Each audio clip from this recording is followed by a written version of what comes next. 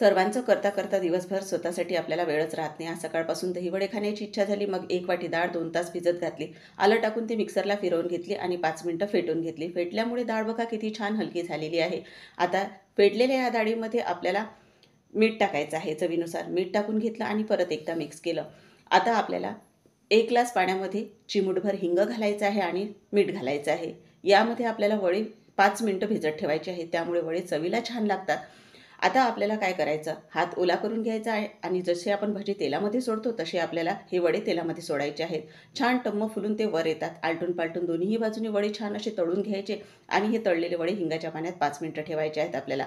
नंतर काढून प्लेटमध्ये काढायचे आहेत आणि त्यावर फेटलेलं गूळ, दही, हिरवी चटणी, आंबट गूळ, तिखट चटणी, कांद्याची पात, जिरा पावडर आणि लाल तिखट टाकायचे आहे आणि मस्त आज वडे एन्जॉय केले। तुम्ही सुद्धा स्वतःसाठी वेळ द्या।